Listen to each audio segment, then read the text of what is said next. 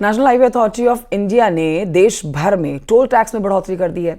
इस पर आपको बड़ी जानकारी दे देते हैं कि वाहन चालकों को आज से सभी टोल प्लाजास पर 5% ज्यादा टैक्स देना होगा। जानकारी के मुताबिक हाईवे यूजर फीस सालाना संशोधन के तहत पहले 1 अप्रैल से लागू की जानी थी, लेकिन लोकसभा चुनाव के कारण इस बढ़ोतरी को थोड़ा सा टाला गया और अब आज से 5% की जो टोल टैक्स में बढ़ोतरी की गई है वो लागू हो जा रही है।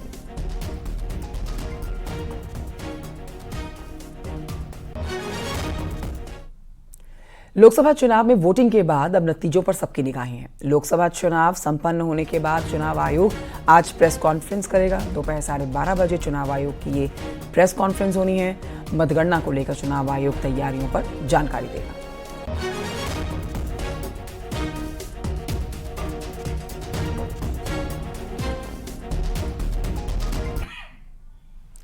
उत्तर प्रदेश के एग्जिट पोल में एनडीए को गठबंधन एनडीए का जो है, जिस पर बड़ी जीत पाता हुआ गठबंधन आगे बढ़ रहा है, तो वहीं इंडिया गठबंधन को एग्जिट पोल में 9 से 12 सीटें मिलने का अनुमान है।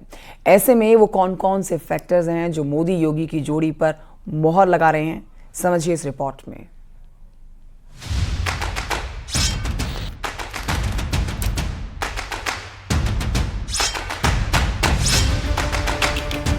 अगर एग्जिट पोल का नंबर परिणाम में बदल जाए,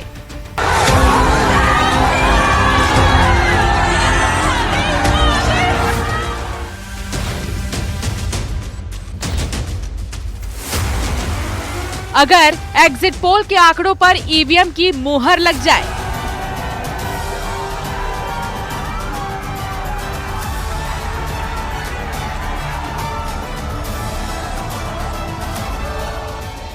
तो एक बार फिर मोदी योगी का जादू उत्तर प्रदेश में हमेशा हमेशा के लिए अजय अमर हो जाएगा, क्योंकि एग्जिट पोल के मुताबिक यूपी में एनडीए को 68 से 71 सीट का अनुमान है।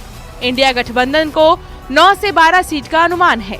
बीएसपी को एक भी सीट नहीं मिलने का अनुमान है। तो पहला और सबसे बड़ा सवाल यही है, मायावती ने विपक्ष का कितना नुकसान किया? मायावती का वोट बैंक कहां शिफ्ट हो रहा है?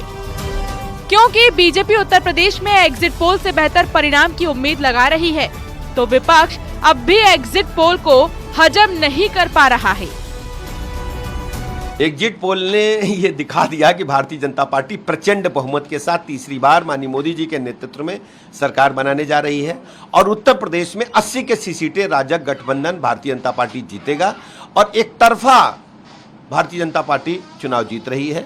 माननीय मोदी जी की गरीब कल्याण योजना जन जन में पहुंची हैं और दूसरी तरफ समाजवादी पार्टी कांग्रेस के गठबंधन को जनता ने बुरी तरह नकार दिया है।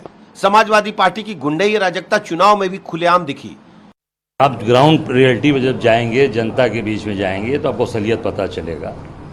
एग्जिट पोल ये बने, आप जितने लोग यहाँ बैठे हैं, आप किसी से पूछ लिए कि एग्जिट पोल के कोई भी आदमी इनसे कोई जवाब सवाल किया है या कोई पूछा है इनसे कि भाई ये बताओ कि नहीं आप किसको वोट दे रहे हो, किसकी सरकार बन रही है? बैठे हैं यहाँ पे 5, 6, 6, 7 लोग हैं, आप किसी से पूछ लीजिए। तो घर में बैठे मनगढ़ंत आप तय कर दीजिए।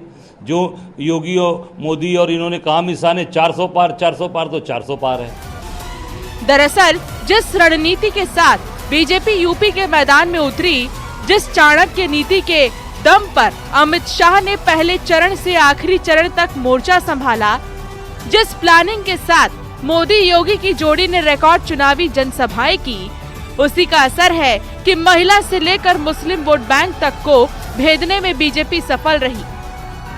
आज हम लोगों ने मोदी जी के लिए दुआएं मांगी हैं, नमाजें अदा किया है कि नमाज पढ़ के हम लोग जितनी मुसलमान महिलाएं हैं सब लोग ने दुआ किया है कि नमाज पढ़ के कि तीसरी मर्तबा प्रधानमंत्री मोदी जी फिर से बने। सब लोग मिलके मोदी जी के लिए दुआ किए हैं कि मोदी सरकार फिर से आए।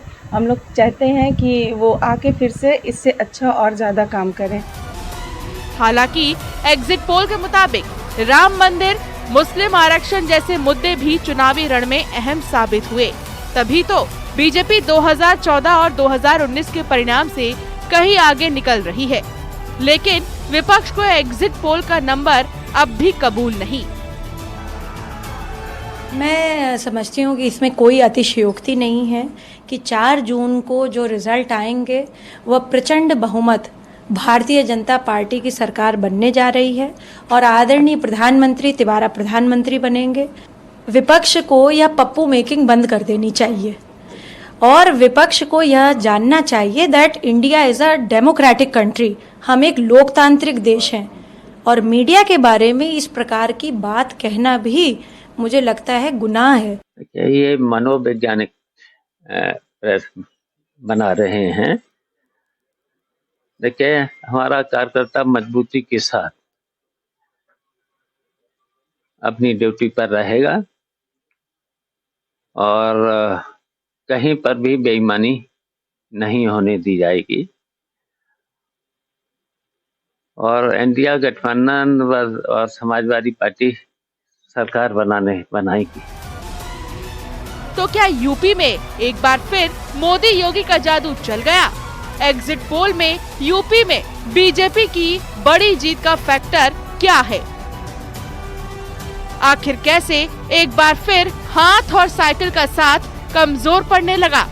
अब इन सारे सवालों का जवाब 4 जून को मिलेगा। Bureau report, news 18।